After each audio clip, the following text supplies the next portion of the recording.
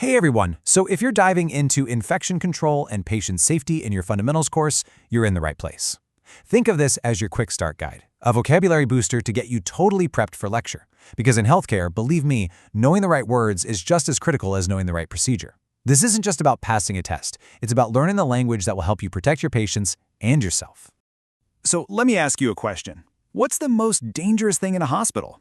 Is it a complicated piece of equipment? A surgical mistake? I mean, yeah, those are definitely big risks. But honestly, the most dangerous thing is often something you can't even see. We're talking about the invisible world of microorganisms. And that leads us right into our first section, meeting the microbes. Because look, if you want to win the fight for patient safety, you've got to know your enemy first. At the very heart of this battle are things called pathogens. These are basically the villains of our story. Any tiny microorganism, like the flu virus or E. coli bacteria, that has the ability to make someone sick. So when these pathogens actually succeed, that's when we get an infection. It's not enough for the germs to just be hanging around. An infection happens when they successfully invade a host, your patient, and then start to multiply, which is what leads to the actual disease. Now, not all pathogens are the same. They've got different survival strategies. And a really key difference is whether they're aerobic, meaning they need oxygen to live, or anaerobic, meaning they do just fine without it. Why does this matter? Well, it tells you where you might find them. Aerobic bacteria could cause an infection on a simple skin wound, but anaerobic bacteria, they're the ones that can cause really deep tissue abscess, somewhere oxygen can't get to. To really get a pathogen's game plan, we look at 4 key things. First, virulence. That's basically its strength, how good it is at causing disease. Then there's the reservoir. That's its home base, its hideout, like contaminated water or soil. A vector is its getaway car, you could say, like a mosquito that carries malaria. And finally, if a disease is communicable, it means it can spread directly from one person to another. So with all that in mind, how do we fight back? Well, that brings us to the infection control playbook. This is our defensive strategy. And this is where you, as a future nurse, become the hero of the story. The goal of this entire playbook really can be boiled down to one single word: asepsis. It just means the absence of disease-causing microorganisms. That's it. That's the goal. Everything we're about to talk about is designed to achieve a state of asepsis.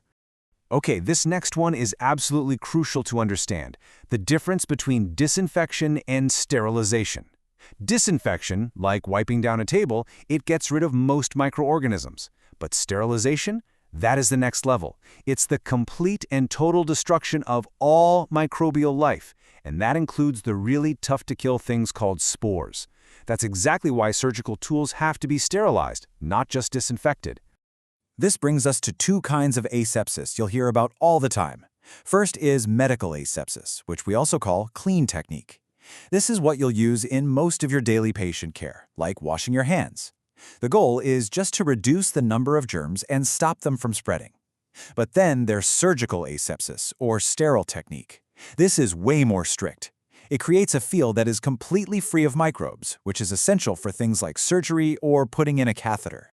All right, if you only remember one thing from this whole explainer, please let it be this: hand hygiene. Washing your hands with soap and water or using an alcohol-based hand rub is, without a doubt, the single most important thing you can do to stop the spread of infection. It's so simple, but it is so powerful. So how do we make sure we're being safe all the time? We use something called standard precautions. This is the basic rule book. It means you treat all patients, all blood, and all body fluids as if they are potentially infectious. You wear gloves, you wash your hands, you handle sharps safely, you do it every single time for every single patient. No exceptions. When we use chemicals or other agents to fight bacteria, they tend to work in one of 2 ways. A bactericidal agent outright kills the bacteria. Think of it like a direct assault. It destroys them. A bacteriostatic agent is different. It just stops the bacteria from growing and reproducing. It kind of hits the pause button so the body's own immune system can step in and take care of the rest.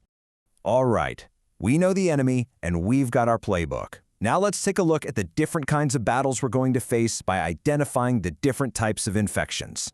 So an infection can be localized, which means it's stuck in one spot, like an infected cut on your finger. But if that infection breaks out and spreads through the bloodstream, it becomes systemic.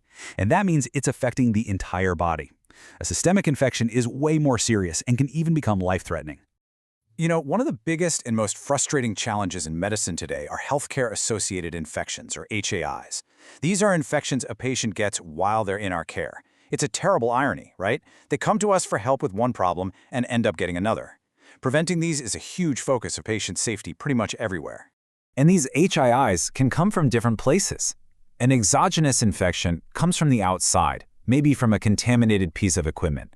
An endogenous infection is an inside job. It's when a patient's own normal bacteria get into a place they don't belong and start to overgrow. And then there are iatrogenic infections, which are the direct result of a medical procedure, like an infection that develops at a surgical site. And you have to remember, the risk for all of these infections just skyrockets for a patient who is immunocompromised.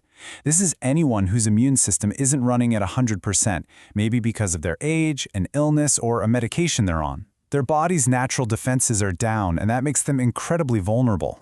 Okay, for our last section, let's zoom out a bit. Because preventing infections isn't just about fighting germs, it's about building safe systems. So let's look at some of the bigger picture patient safety protocols. When something does go wrong, we use a process called a root cause analysis. And this isn't about finding someone to blame, not at all. It's about being a detective and doing a deep dive to find out why the error happened. Was the protocol confusing? Was a piece of equipment faulty? The whole point is to fix the system so that the same mistake can't happen again. Ultimately, all of these terms and ideas, they all work together to build something we call a culture of safety. It's about being proactive with things like immunizations. It's about preventing accidental harm like poisonings. It's about making sure the staff is safe from things like workplace violence so they can focus on their patients. And it's about using things like restraints only when there's absolutely no other choice. It's a whole system approach to keeping everyone safe. So we have covered a ton of ground, from tiny little pathogens all the way up to huge safety systems. This is it. This is the language of patient safety. So the real question isn't just whether you can define these terms for your next exam. The real question is, how are you going to use this language every single day to protect the people who are in your care?